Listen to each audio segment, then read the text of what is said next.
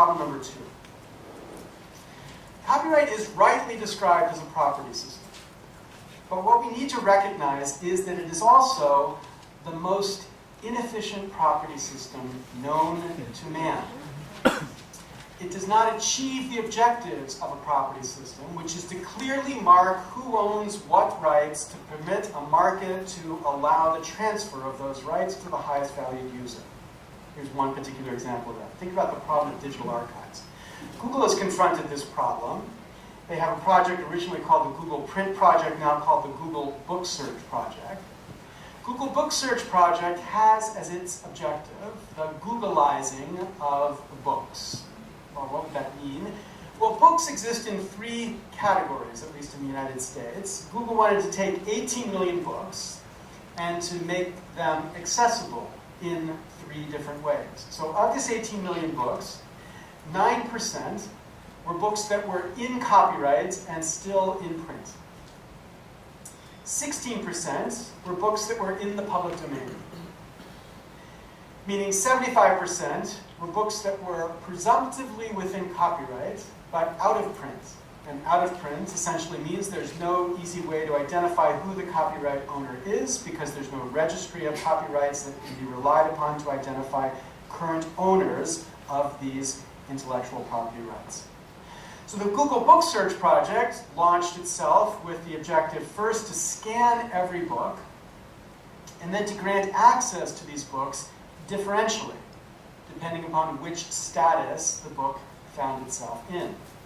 So there are basically 3 different ways it would grant access. For public domain books, Google would make the full book accessible. You could read the full book online, or you can download a PDF of the book for free to your own computer. With respect to books that were presumptively under copyright, Google will give you at least snippet access to the book. And this is what snippet access looks like, snippets. You just get to see a couple words around the word you've searched on. You identify this book has the information you're looking for. You can then buy the book at a used bookstore, and current versions of this allow you to link to a local library to get the book if you want to actually get access to this book. And then for works that are in print and in copyright, because Google can communicate with the owners of the copyright through the publishers, Google will allow as much access as the publishers or authors will allow. So here's the example of this. You get not just snippet access, you get a couple pages around the current search term because the publisher or copyright owner has permitted Google to give you a couple pages around the particular search term. Now, not everybody loves Google, in particular Google Book Search. And in my country, when you don't love someone, you express it by So in 2005, the Authors Guild, the American Association of Publishers, launched a lawsuit against Google. And their claim was Google needed permission from the copyright owners before they could even scan any of these books. Forget the access part. Even scanning them required permission from copyright owners. Well, okay, for the 16% that are in the public domain, that doesn't matter. They don't need permission from anybody for that. And for the 9% that were in print and in copyright, it's not so difficult because you know who the copyright owners are, at least who represents them. They're still in print. But the point to recognize is that if this is the rule, 75% of our culture is invisible in the digital age because there's no practical way to identify owners to this work. Now, this is a problem here because of the inefficiency of the way the current system of copyright functions. You can't know who owns what, the very basic objective of a property system. You can't know it because the way the government has implemented the system, there is no clear title to search for the vast majority of works that are out there that we would want to get access to in a digital age. Finally, problem 3. The problem sometimes referred to as the piracy problem or the peer-to-peer piracy problem, what some friends refer to as the terrorism problem with this exploding number of terrorists. This source of the war. A war, I want you to see, which is exactly the structure of a war of prohibition. This is a war being waged both inside and outside the United States right now. And the critical first fact that we need to stipulate in understanding this war is that it simply has not worked.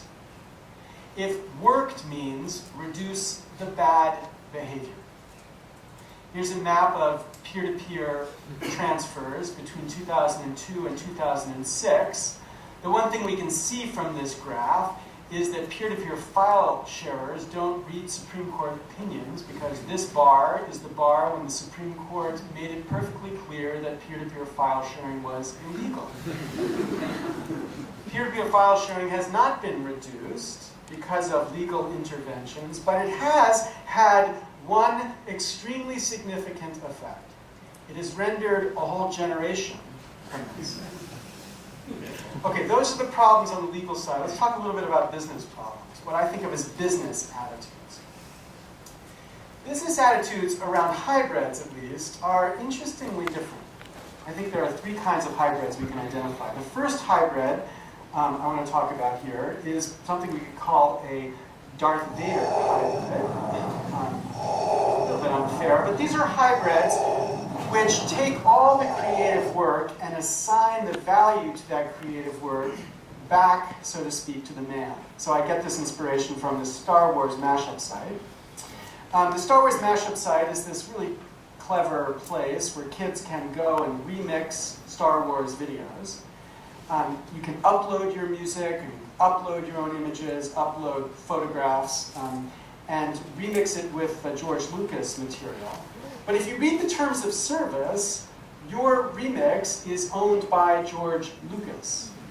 Indeed, the stuff you share with Lucas, meaning your music that you've uploaded to Lucas's site, Lucas also has a perpetual worldwide right to exploit to commercial ends without compensating you at all. The creator in this vision, the remixer, has no rights. Instead, a little bit unfairly, but it's Hollywood, so what the hell. This is a more like sharecropping in the digital age. Creators are creating value which other people own. That's one model of the hybrid. The second model of the hybrid is kind of like an ostrich model of the hybrid. This is the model I think really Google or YouTube adopt. They don't really address this question of who owns what or who's responsible and should be compensated for what. They take this value and ignore the underlying ownership issues. They're just profiting on top of this creativity. The third model, I didn't have a nice little animal for this, so I had to do a little remix of Sousa and Shea here, right? So this model tries to recognize the value of the creator while building value on top of the creative work. So Flickr and Second Life are perfect examples of this. Each of these companies affirms that the creator owns this creativity, and indeed enables simple licensing of that creativity with Creative Commons licenses. Now the point to see is that there are important differences among these three hybrid kinds, and these differences are increasingly important. There's a growing skepticism out there about the way in which the hybrid functions, about the way in which it leverages value out of the sharing economy, as Owen Malik put it. Does this culture of participation build business on our collective backs? Whatever the collective efforts are, they are going to boost the economic value of these entities. Will we share in their upside? Not likely. Kind of bullshit talk about the way hybrids are functioning, increasingly raising this question, what is a just hybrid?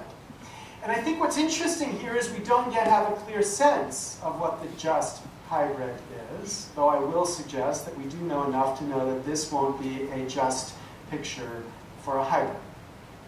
Okay, those are business attitudes. Now I want to talk a little bit about what solutions to these problems might be. Solutions which would come from changing the law and changing a little bit about how business functions. So, first, changes in the law. We have three problems, we're going to have three solutions. First, we need to give up the obsession in copyright law with the copy. This is a system, copyright law, which gets triggered whenever there's a copy that is made. And the point to recognize is that in the digital age, this architecture is insane. It's a technical legal term.